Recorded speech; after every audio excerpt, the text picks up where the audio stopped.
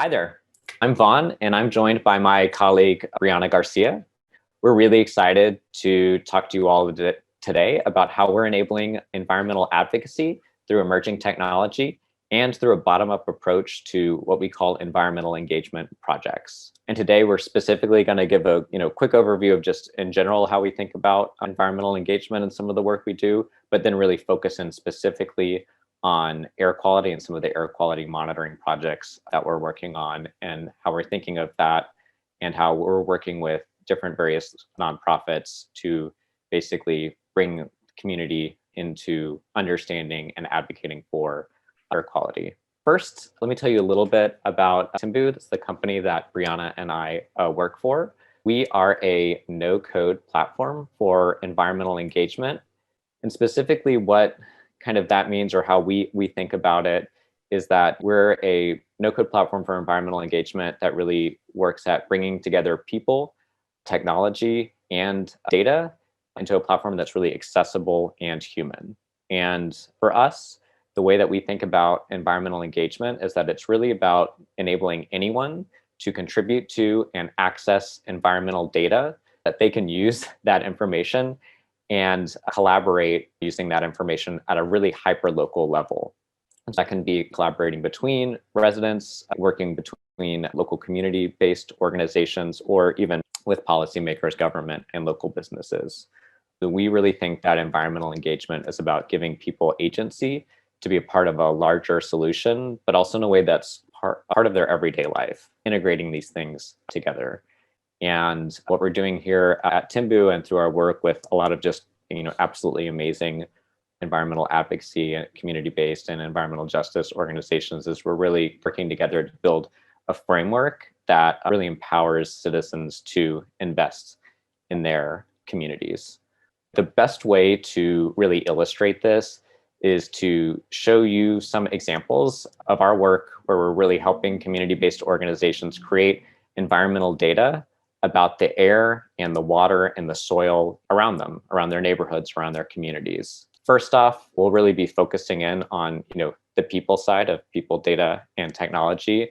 My colleague Briana will go over some of our just work quickly with various groups, but then really do a deep dive into our air quality work, specifically with an organization called the Bronx River Alliance, based in the Bronx in New York City, and also with another wonderful organization called Why Not Care, which is a nonprofit that serves the Lower East Side neighborhood in Manhattan and provides a lot of different sort of services and support to the residents there.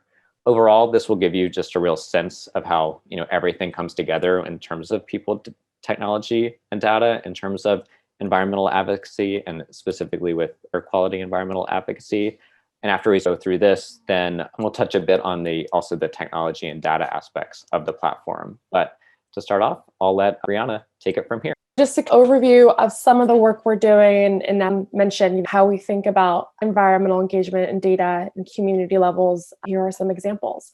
We had the opportunity to partner with the Black Environmental Leaders Association, really on a community-wide collaboration where we're working, again, people is the main portion here, with everyone from urban conservation project managers, hydrology and water resource professors, landscapers, community engagement specialists, and consultants. And everyone here in the partnership, we all really care about communities and improving just overall quality of life. And so we're using a network of soil and air quality sensors really to ensure that investments in green infrastructure and predominantly environmental justice or low-income communities are maintained, and that we get the community involved, even have some environmental education work baked in here, and really to quantify also the air quality improvements and mobilize equitable green stewardship in the urban center. And one of the reasons we're doing this is because we're working in Cleveland, which is where the organizations and partner organizations are located. There's a Restore Our Forest Tree Canopy initiative where really we're using the soil moisture sensors as a way to decrease tree mortality rates.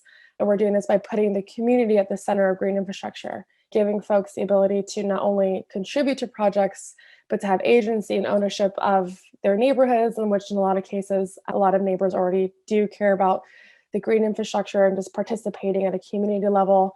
And then again, quantifying the air quality benefits so we can actually see how community participation and awareness and being pulled into these types of projects really pays in dividends, especially looking long term. This is one of our projects. We can move on to the next one.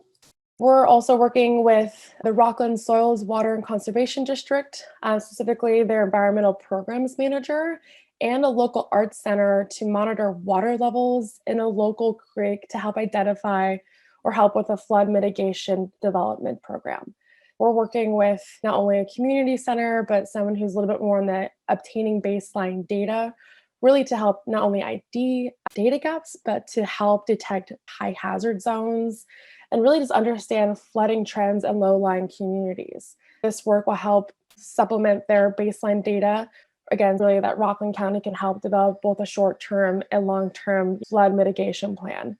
The local arts center also has lots of programs around watershed education, and so there's an opportunity there for both students and community members to see what's going on and to participate in the project as they walk around the creek with their dogs or family members and whatnot. We also have the fortunate opportunity to work with the great organization, the Gowanus Conservancy. We're working with their watershed manager and community stewardship and operations director to monitor storm or rainwater absorption rates in street trees and stewardship, really with the goal of reducing combined sewer overflow into a Superfund site. Quantifying the benefits of stewardship and green infrastructure, how can we increase stewardship, and potentially provide some new education opportunities here, and really how can we create a model to expand green infrastructure networks. To date, our work has shown that stewardship is quantifiably more beneficial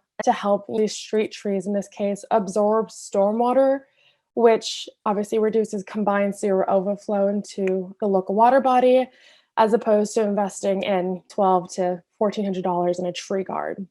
Really, how can we, again, put the community at the center and have more both environmental and community benefits with the tools? We'll get back to the Bronx River Alliance, because that's one of the projects I'll be focusing a little bit more on. Moving forward, we have a brand new project with the Newtown Creek Alliance. If you haven't been to the Kingsland Wildflower location, I highly recommend it. It is absolutely stunning. There are 5 green roofs that overlook the Manhattan skyline. And again, putting people first, we are working with their director of education to basically measure and quantify the benefits of green roofs. We have a lot of great models and research studies on the benefits of green roofs and the co-benefits, but now we actually get to put a number to that. We'll have soil sensors in the various green roofs to figure out how they're performing over time. We're also going to use this as a tool to increase volunteer engagement, both as the city starts to open up some, hopefully in-person events, but also remote still, just as we are on this session, people being able to log in through any device and seeing the rainwater absorption in real time. And again, using this both in-person / remote platform to really serve as an education tool as well. How do we make this living lab more visible to community members? And this is one of the ways we're doing it. And I'll move forward. We're also working with the Van Cortlandt Park Alliance. Basically, we're working with their ecologists and a potential university professor on fluids and their volunteers to measure the flow water coming in from the sewer shed into a lake.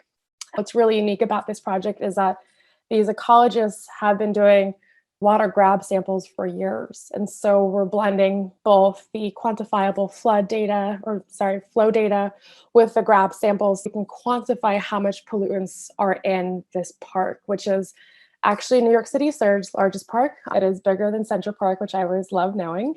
And so it is the first time real-time monitoring project that we're doing with the organization. And really, we're going to help strengthen the advocacy efforts. Obviously, we have ecologists and professors, because human people part comes first, to embellish and work on the research aspect. And again, engage in new volunteer opportunities here. And then lastly, we're also working with the Friends of Wissahickon in their capital project coordinator as a way to use soil sensors as an erosion control alert system. Basically, there are massive gullies that are eroding into a city's primary drinking water system.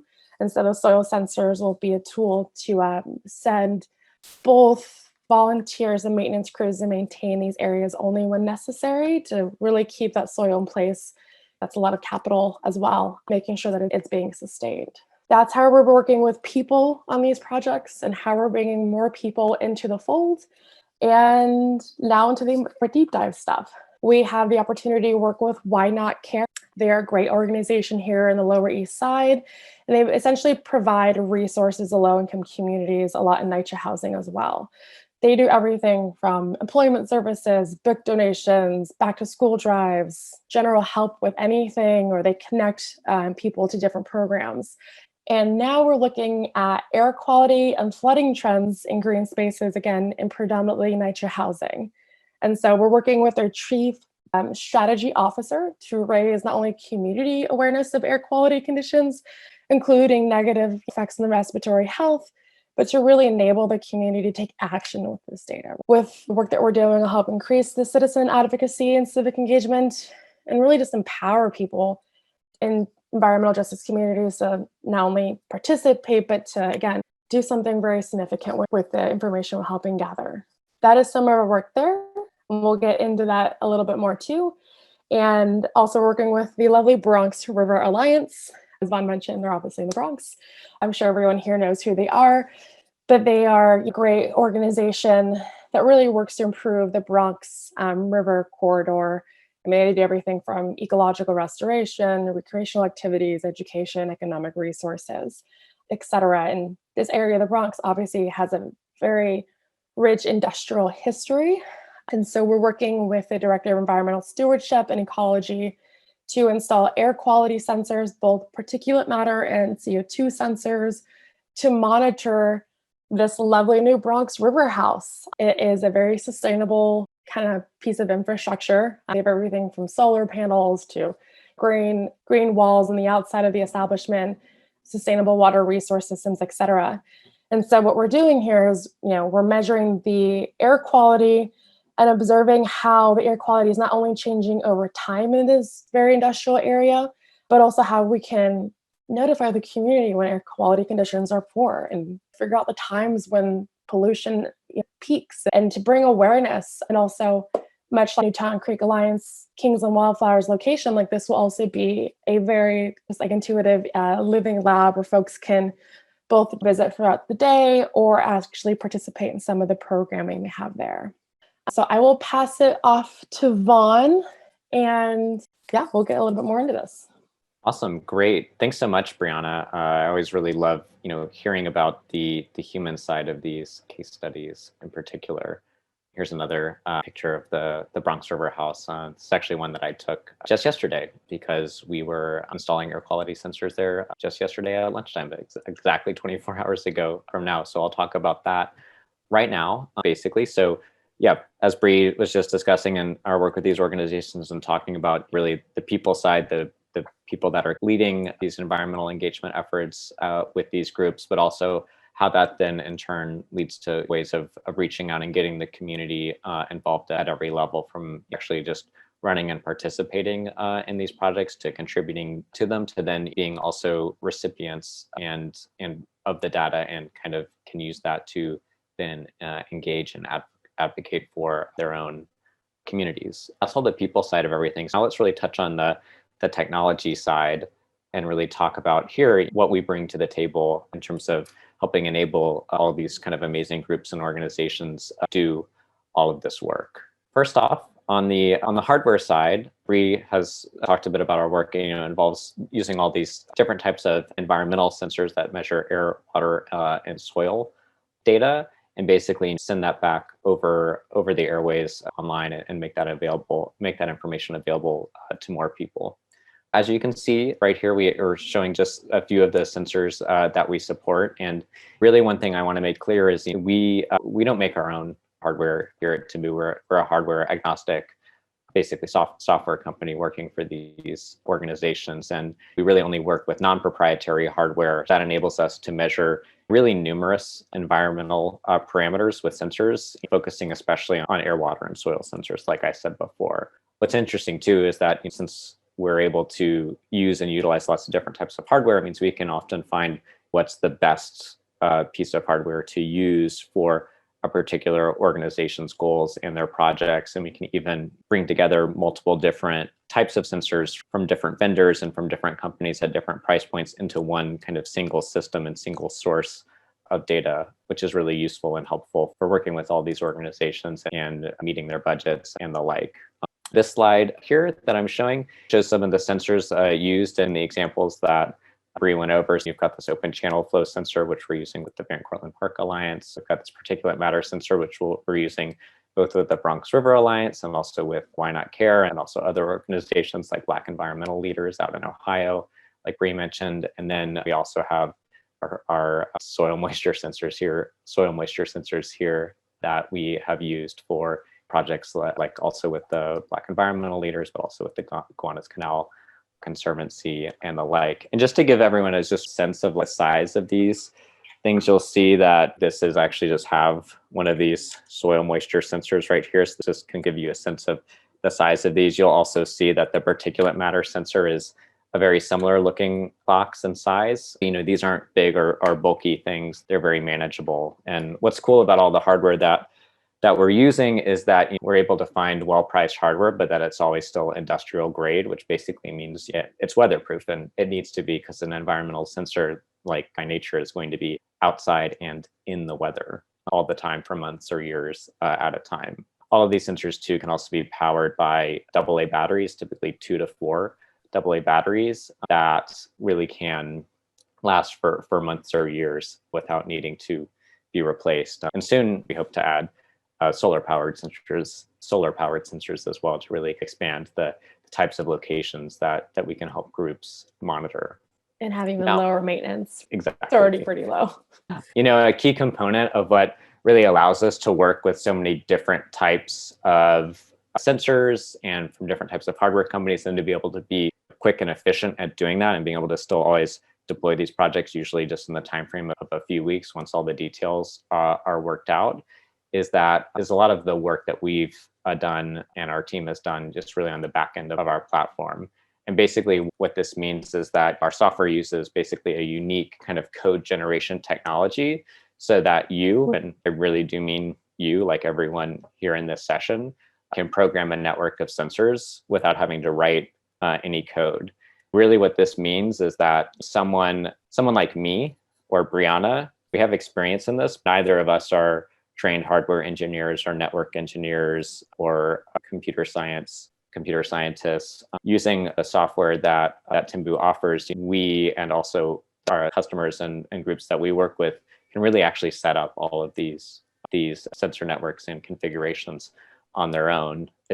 We've simplified things to such a degree that we've even had companies in the past like Samsung and Texas Instruments use our code generation technology to make it easier for their own connected hardware devices to be set up. And really, I don't want to get in too much into the technical details here, but basically just this is really the way that we enable the platform to be built for more people, for all the stakeholders that these types of projects and organizations need. So that can be citizens or people who don't have an engineering background, myself included, researchers who can just use the data, for nonprofits can use this for advocacy purposes, and even seeing how other types of organizations use this for different types of ESG projects. And really the kind of thrust of working on all of this is really just to make the experience for setting up these systems easy and make it as simple to connect some sensors to the internet, trying to get it as simple as, like, for example, connecting a wireless Bluetooth speaker to your phone, just getting things to that level of ease of use effectively. So now let's dive in a little bit more about the particulate matter sensors. Actually, just yesterday, we installed some of these particulate matter sensors, a number of them at the Bronx River House, that beautiful building up in Starlight Park along the Bronx River that Bree mentioned. This is just an up close and personal photograph of one of the particulate matter sensors here. You can even just see the AA batteries inside.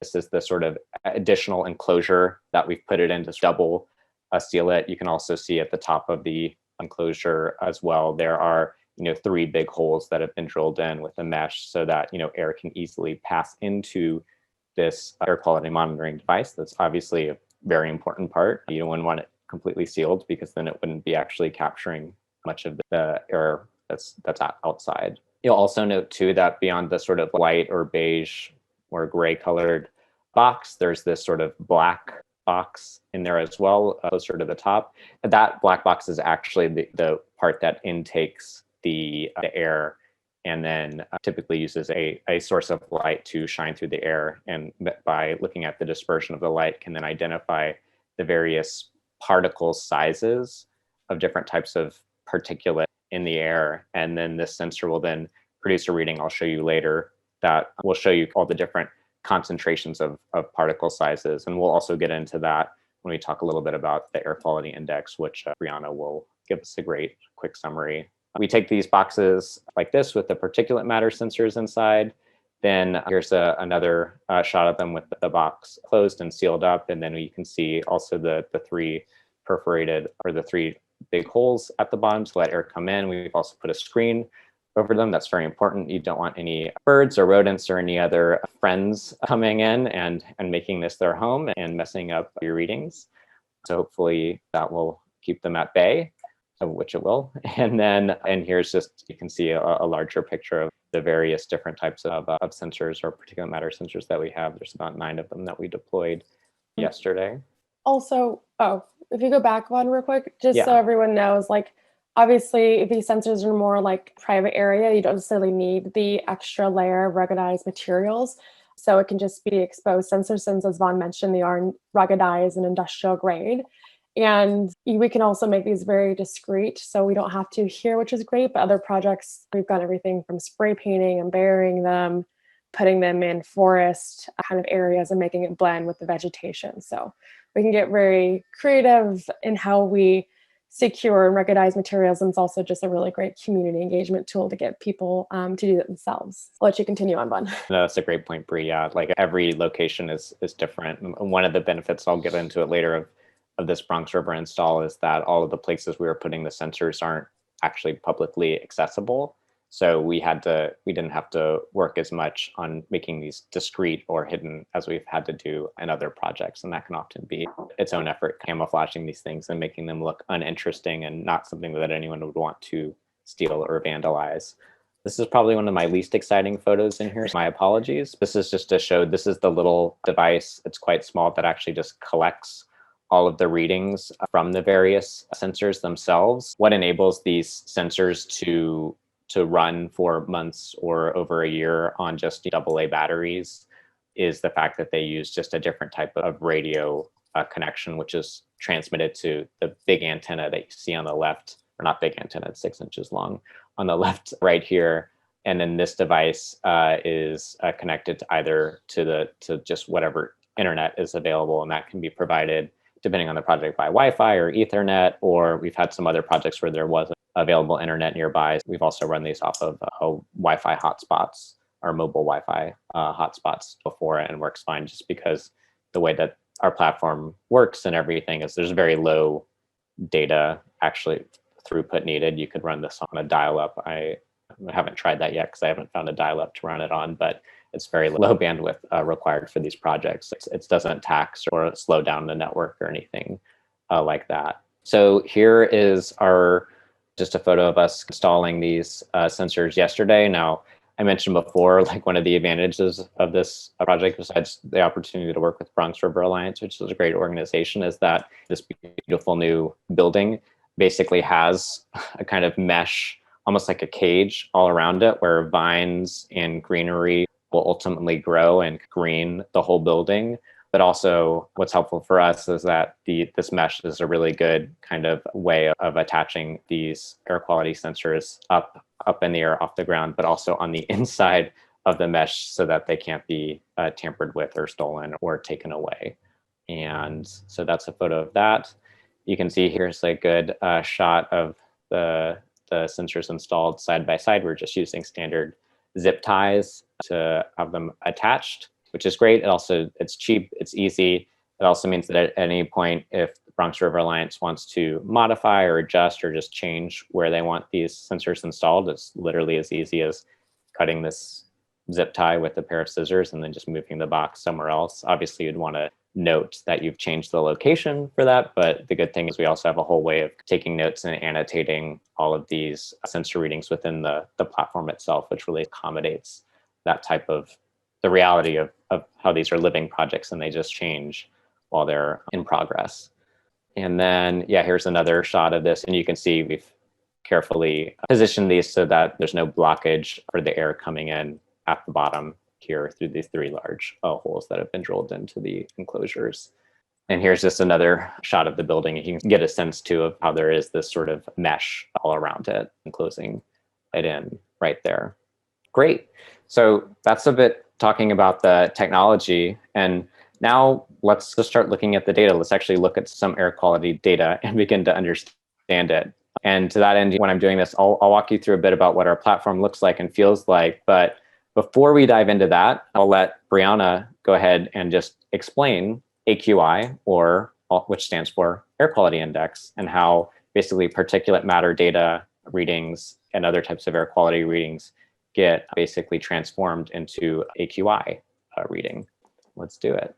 Thanks, Vaughn. So I don't know about you guys. I don't think it should be difficult to understand what's happening in your neighborhood or in your community. Like, I want something that's like almost, if I don't have a lot of time, that shows me red, yellow, or green if things are good measurements.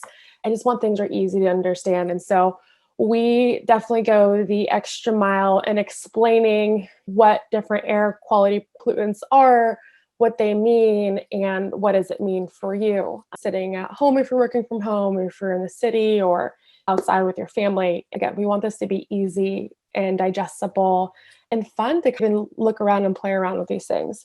So as Vaughn was discussing AQI, I'll quickly run through it. AQI stands for the Air Quality Index, which essentially is a scale for reporting our daily air quality.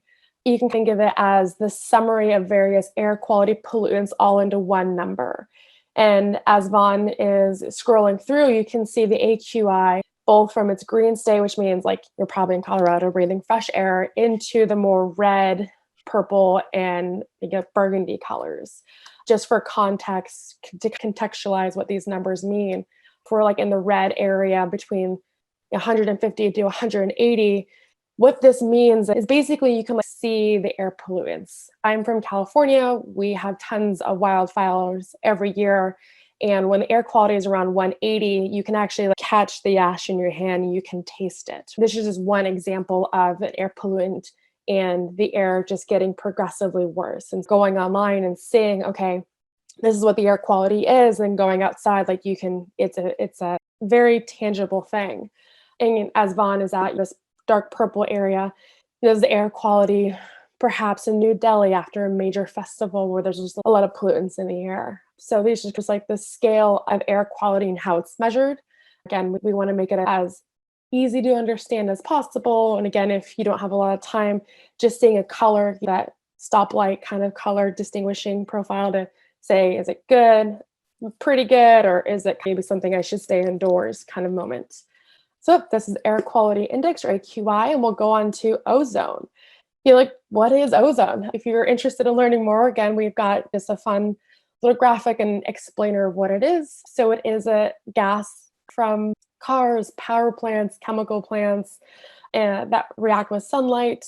It's more likely to happen during the summer months. And basically, there's high levels of ozone by a kind of like industrial plant of some sort. It can aggravate the airways and cause coughing or shortness of breath. So we really understand, what is it? How does it affect you? And really, what can you do if you happen to be in an ozone high level area? And obviously you don't sit in your car with idling for too long. You can just be cautious of electricity consumption because a lot of plants, it may be a byproduct. So moving on, we have particulate matter, or PM, which I'm assuming most folks here have heard about, either through your own work or even like a weather anchor. We'll discuss particulate matter. As I was saying, the AQI, or air quality index, is around 180. You can actually see the ash in your hand. This is getting to the particulate matter. So basically, there's solids or liquids in the air, mainly from fine particles, by cars, residential wood burning, forest fires, and industrial processes.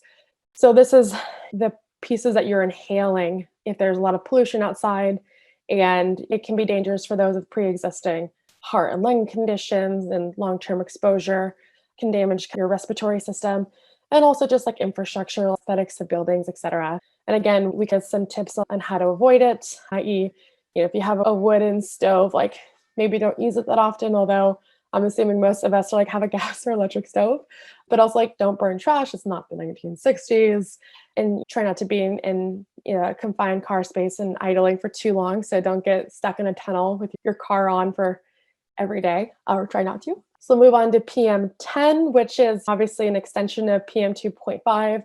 Essentially, it's just larger particulate matters. Again, possibly something that you can catch in your hands or something you can taste if you're outside in exposed areas. And we also have explainers for CO2, nitrogen dioxide, where there are sensors. We also have explainers for these different types of air quality pollutants. And again, the idea here is that people like you and I and Vaughn and everybody has the ability to easily understand what's happening, and for them to have agency over the work that's being done. If they've got 2 seconds, they can quickly understand, or if they want to dive in a little bit deeper, that these materials are also available. Again, it shouldn't be hard to understand what's happening, and we really want to make people feel like they're part of the projects and we can have change. So I'll pass it back off to Vaughn. Great. Yeah, thanks so much, Briana. Yeah, AQI is pretty interesting. And basically this whole idea of taking the raw readings from particulate matter or ozone or other pollutants in the air that fall under the air quality index, and then just putting them onto this standard scale, the one that we showed earlier. And basically too is the way that this works is, since this scale, the air quality index, is intended to communicate to people how harmful the air is. Basically, whatever pollutant that's making up the air quality index, whatever pollutant has the highest reading, that reading becomes the air quality index reading. So it's always telling you if it's over 100, it means one of the elements in the air is causing an air quality index reading of over 100, but it might not be all of them. It might be because of the ozone, or it might be because of one of the particulate matter readings. Now, here's a little bit of a look at what air quality readings, or for that matter, any type of sensor data readings, look like on timbu.com. Basically, on any smartphone or computer, no special app required. You can view sensor data in real time and look at it historically. All of our groups that we work with that have installed sensors, they're looking at dashboards like this of all the readings, of the historical readings and the like. And they're also inviting not only maybe colleagues to view these dashboards as well by just adding them as members and giving them access. They're also sharing it with often volunteer stewards or students or professors or teachers that they work with, and they all have the opportunity to work with the data and basically use it. They can do straightforward things like exporting all of the data at any time to be able to work with it on their own spreadsheets. And you can also do all sorts of other features too, which I'll get into in a moment. I think what's particularly interesting also is right now I'm looking at, this is New York City region air quality. So we basically pull in, we make all this sort of public air quality data available to anyone signing up. So even if you haven't deployed your own sensors, you can log on to timbu.com and pull in air quality data from public sources, typically from the EPA anywhere in the United States, and then from similar organizations all around the world. And one just particularly egregious one is just showing Portland's air quality. So right now it's a great day in Portland, 16 AQI. And typically if you look over the past month, it's been great. There's a few days when it went over 100, which is not great, not catastrophic or anything.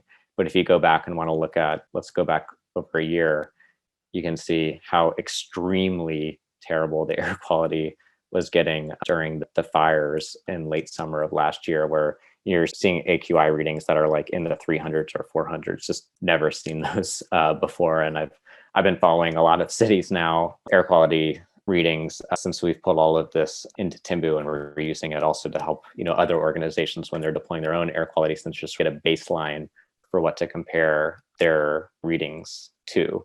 So that's quite extreme. And then Another thing to show is basically now I'm actually have just switched over to one of our active particulate matter sensors that we installed at the Bronx River Alliance yesterday.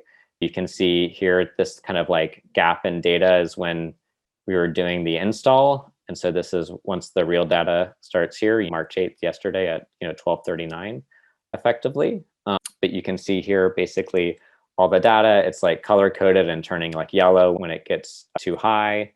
And what I'm excited too about this project in particular, and besides just the overall AQI, I'll show you that these particulate matter sensors also generate PM 1.0 data, PM 2.5 data, PM10 data, and then also this cool reading that's just a typical particle size as well. In addition to that, these actually particulate matter sensors generate a lot of data. There's 5 or 6 other kind of more nuanced, or not more nuanced, but just other types of reading that they provide, including temperature and humidity. They're also good at using them to analyze maybe the effect of kind of air quality and the urban heat island effect, because you'll also have temperature data as well. What I also love about this is that it's really easy to, as I mentioned before, like add any sort of notes or observations to these graphs. So if there's any particular point in time when you have an observation to note or anything like that, you can literally just click on that on the graph and then add in a note here, or even attach a photo. You can even mark the note according to one of these little emojis that we've designed here, whether it's like a rainy day or a sunny day, or some watering has happened if you're looking at green infrastructure. But anyway, what's really cool about this note feature especially is that basically anyone involved in the project, so you can have like community members, volunteers, students can add notes. And so they're able to be used in a lot of different ways. So volunteers can use them to like log stewardship activities. If you're doing a tree monitoring project with soil sensors, staff can use them to add in like lab results from soil or water samples. If you're incorporating that into some of your data, students can use them, which we hope they'll do on some of these projects here, to upload photos of current conditions or even potential sources of pollution. You could like add a picture of a smokestack or a unkept construction site that might be contributing to bad air quality, and using that. So this basically ultimately enables this sort of rich collaborative, quantitative and qualitative set of data all in one place. That's just human and accessible and has just kind of light touches, so that it's just not, it doesn't look bad. It doesn't look like something you don't want to engage with. That's important too for this community and people aspect, to make this all publicly just engaging to a wide range of people. There's also all sorts of other things too, like you can set up any type of sensor alerts, like text message or email alerts that can be triggered when the air quality gets too high or too low. And too high is really what we'd be worried about here. In this instance, you can set up all different types of rules and alerts too, just for monitoring the sensors themselves. Are their batteries going low? Are they losing connection? Anything like that. What's cool too, go ahead. I would say folks also use the alerts that Vaughn just went over for like maintenance of green infrastructure, for example, or like the soil erosion project, both for nonprofits, even like landscape companies can use it as well. Just like a lot of varieties in the kind of notifications aspect. Yeah, definitely. And so what's really cool is that basically, as you've seen here, we've been able to take in all of this information from different publicly available sources of air quality and enable people to view that on the graphs. We're also working with groups deploying their own air quality sensors as well. And in terms of getting the community involved in these projects, there's obviously helping them set up and maintain the sensors. There's also them contributing notes and analysis, either by exporting the data and working with it and comparing it to maybe like weather data or the like. But there's also using the notes as well to then maybe learn more about point source or sources of pollution, or actually how hazy the day looks when when the air quality is at a certain reading. And there's also another way of broadening the community scope of it, and that's the community scope of these projects, and that's through this effort we're calling that we call the Daily Breather. So as of right now, anyone, including anyone here, could sign up for the Daily Breather. It's a personalized email service that comes every day, and what it does is you basically sign up for it. You choose what location you care to look at. I have one for New York City, obviously set up, since I live in Brooklyn and I'm curious about the air quality every day here. But there's also I have it also set up for Atlanta, where my parents live and where I'm from originally, and where I have friends, and look at that. So it's also a nice way to keep tabs on other places. And it just presents the air quality readings for the day and gives you some simple, straightforward advice on what you could do and what these mean. And then you can also see here on the right side that, on Fridays, I love the Friday ones because they actually give you a whole week-long summary and show a graph here, which you can see on the far right element. But what we'll be doing with Bronx River Alliance and also Why Not Care is basically creating community or local, even hyper-local versions of this daily breather email service, wherein rather than using the publicly available EPA data to provide all the AQI scores, we'll actually be using the AQI data that we're generating from the sensors that have been installed, in these neighborhoods and in these communities on site. And that's a great way to bring awareness to the community, engage more people, and just give them useful and actionable information, and make this kind of like checking the weather or brushing your teeth just something that's built into your habit and built into how you're aware of how you're feeling too, also, because I don't know if everyone really is aware of how the air quality might actually be affecting their health that day, or how they feel, or whether or not they're having an asthma attack or anything like that. Part of also of what's making this accessible and available to more people is not just the fact that it's something simple like an email service where you don't have to log in, but also that the information is just presented in what we feel is a very nice and interesting way. And also what's cool here is you can see in these 4 color coded emails right here is that the air quality of the day affects what the email looks like. If it's a very bad air quality reading that day, the email will be green. If it's a good air quality reading that day, and beyond just the colors themselves changing, you can even see in these images here how the illustrations themselves change from smokestacks appearing and and the flowers drooping as the air quality gets worse. So it adds just a little bit of a light touch, but also just a very quick way to take in this information. And that's where we're going with these projects with Bronx River Alliance and Why Not Care and other organizations that we're doing air quality monitoring work with. So that's the end of our presentation today. Briana and I talked a lot about how we're doing this work to bring people, data and technology together to really enable and empower all different types of groups and communities to take advantage of what technology can offer them and really use it people first. And beyond that, really a lot of how we think of this and our work with these groups is about measure, share, grow, and nurture. And that's really how we think about environmental engagement, measuring the environment, then making sure to share and socialize this data, using that to basically grow these sustainability efforts or these green efforts, and then really making sure to always nurture the community behind them. And really, a lot of these things can't be taken care of just by one person or often even just by one organization. You really need to build a community behind it. That's our goal, and that's what we're doing. So question from Cornelia, how do we calibrate our sensors and readings against official municipal and state air quality monitoring stations? Yeah, that's a great question. Yeah, that's a great question. The air quality sensors that we've been using so far come factory calibrated. They don't require require additional calibration. Now, obviously that's easy for maybe the factory or the sensor maker to say. The proof is in the pudding when you're in the real world. Typically what we do, and you can see this at the Bronx River Alliance project, even when you see the photos of sensors side by side, we do a lot of that work at the beginning, putting sensors side by side or in close proximity to each other, not even just on site at the installation site, but often, and we always do that before deployment too, at our office or at one of our apartments or homes, to basically just ensure that the readings do make sense. And then basically going from there. What's interesting too about, it's not so much calibration that's the kind of longer term issue, but just maintenance or cleanliness. These sensors can, depending on how bad the air quality is, acquire a buildup of particulate matter basically on them. And you can track that by just looking at how the readings are behaving over time. And there's different ways of just using a simple cleaning solution to clean them. And the frequency with which one would need to do that just really depends on the environments. With the Bronx River Alliance sensors, those were just deployed yesterday. Still too soon to know how often that would be, but likely not very often. If it's every few weeks, I would be surprised. Great. Yeah, I also want to add, and this may get to Kate's question, how can groups work with us?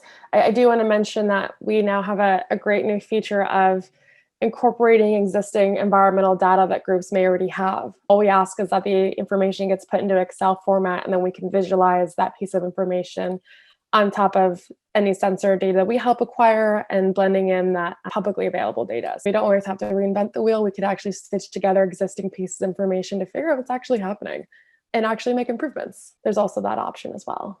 Great. I also just put in, I saw Kate's question. Oh, wait, I meant to send this to everyone, that you can sign up for the daily air quality emails by using this web address I just put in the chat, timbu.com/the-daily-breather. Great.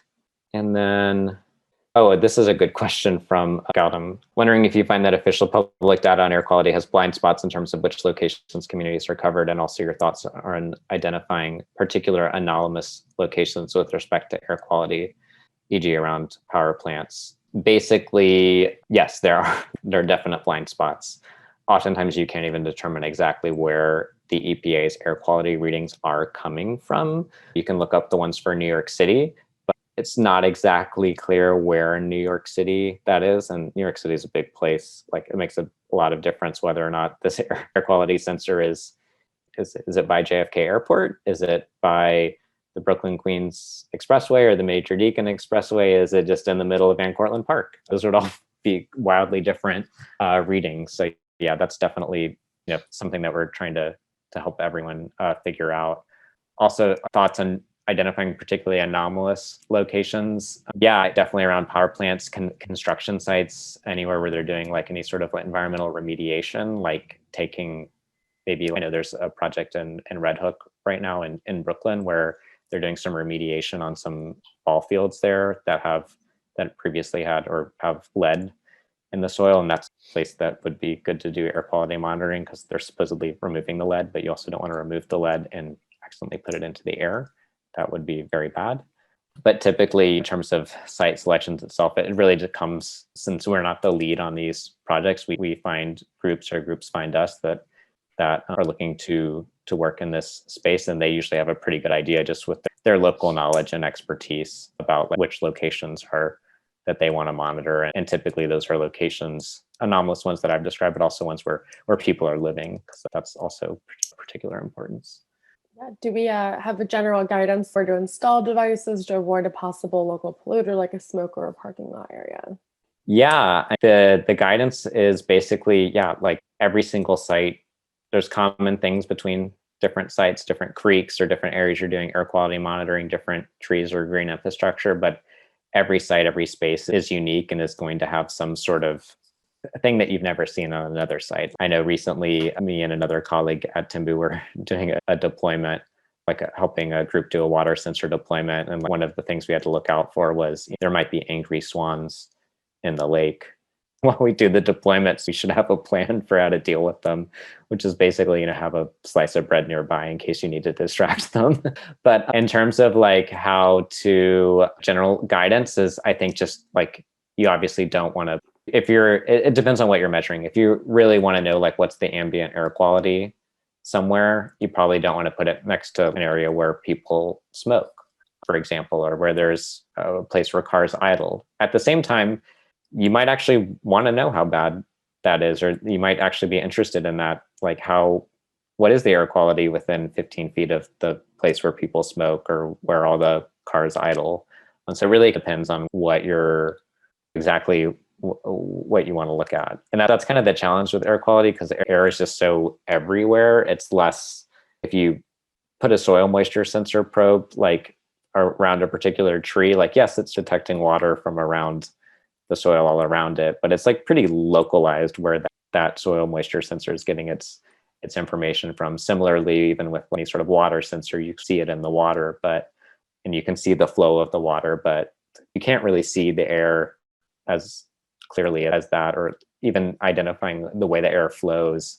It's not something you can really do with your eyes that well. And so you just have to take that into account. I know with the project we're doing with Why Not Care, and we'll be putting some air quality sensors close to some New York City Housing Authority buildings. And one of the things that came up last week was hey, like someone does a lot of barbecuing in this courtyard that we're interested in monitoring. What do we think about that? And it's like, maybe we do want to know like how bad the barbecuing makes the air quality. That might be interesting. This obviously doesn't demonstrate that like the overall ambient air quality is like that, but that's also another way why I think the kind of notes and annotation feature is so important, because that's where you get the context from, and you get the context from the community and local knowledge and people on the ground who live and work and care about these spaces as much as Bree or I or all of our colleagues like know and care about all of this stuff.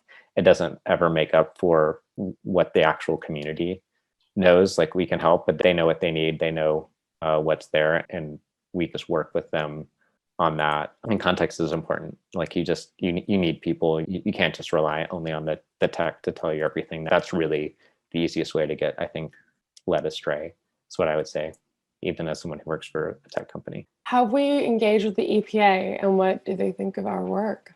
That's a great question. So the EPA, it's a big federal organization. I haven't done much interfacing with them directly. A lot of the groups that we work with, several of them are part of different kind of partnerships or conversations that involve the EPA, and some of our data is getting, I know, shared with the EPA via that route. And we look forward to what they think and their feedback. I think one thing that we've really seen, and this kind of goes back to even the title of this presentation, is like working from the bottom up, is how we've been able to, we think that's where we're best able to help organizations. And that's what our experience has shown, is like helping individual nonprofits and organizations, and also some government organizations like the soil and water conservation districts and some other groups like that are either directly part of government or basically affiliated with various levels of government. We found that to be the best way to work and get these projects off the ground and really build from the bottom up. And so we're seeing how that, rather than go and right after the EPA or even places like the New York Department of Environmental Protection for the state, approach them so much directly, because we know those conversations take a long time, and we're like letting the work that the organizations that we partner with do percolate up to that level and take it from there, and so that they can engage with us when we really they can see the results. If you want to follow up at a later time. Yeah, definitely. Reach out to Briana or I anytime. We're so thankful for everyone coming today. Awesome. Thanks, everyone.